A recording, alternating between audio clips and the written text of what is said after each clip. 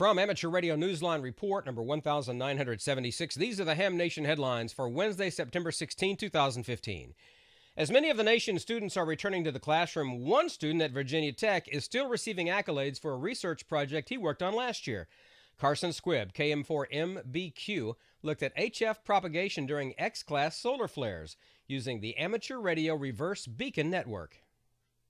Squibb gathered ionospheric data during solar flare events using the Ham Radio Reverse Beacon Network and explains how it works. So the Reverse Beacon Network, it's this global series of passive receivers, and they listen to and record communication links achieved by amateur radio operators. In his research project, Squibb also used something called the Super Dual Auroral Radar Network. SuperDARN is this global array of high-frequency radar stations. So what they're really doing is just monitoring the ionosphere. So they can look at the motion of the ionosphere, the strength of it, and how that varies from day to day or on time of day. So I was looking at the ground scatter band, which what that's doing is these SuperDARN stations are broadcasting HF signal up into the ionosphere, and then that's refracting down onto the Earth. And then during a solar flare, which I was studying, those would drop out because of absorption. Most of the tools that we're using are open source, so really anyone could have been doing the research that I was doing, and anyone can continue it in the future. I think that's one of the major takeaways of this, is that it's not exclusive to a university. Someone in a civilian setting can easily do the same research. Because this is an area that really hasn't been studied as much as it should for something that's so important. With using the Reverse Beacon Network,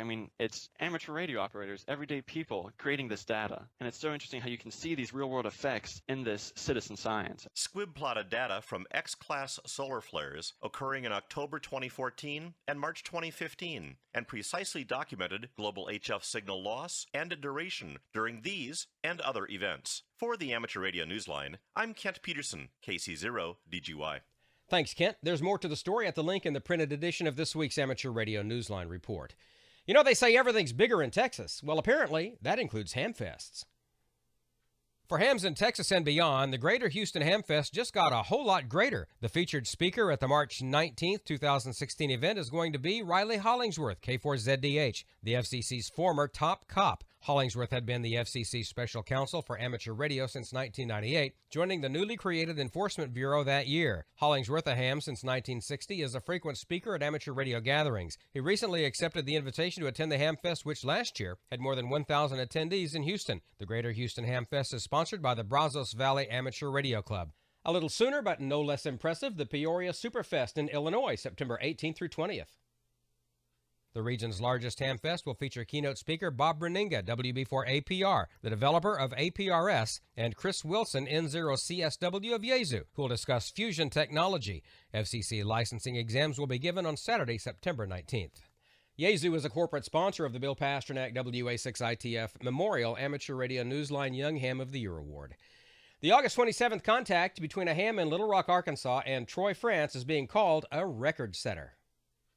On that day, at 17:32 Universal Time, Dave Swanson, KG5CCI, operating portable atop an Arkansas mountain, answered a CQ from Christophe Lucas, F4CQA in France. Only later did the two hams calculate the distance between them at 7,599 kilometers, or roughly 4,712 miles. They were using satellite FO29. Swanson explains the revelation that came next. To the best of our knowledge, he says, this breaks the previous distance records of 7,537.799 kilometers between W5CBF and G4DOL and 7,538.685 kilometers between K4FEG and DK1TB. A few days later, on September 5th, Swanson is said to have created yet another record via the Oscar 7 satellite in a contact with Manuel, EA5TT. Swanson was working atop an old U.S. Forest Service fire tower in western Arkansas, and Manuel was in Valencia, Spain. Their QSO covered a distance of 7,947 kilometers.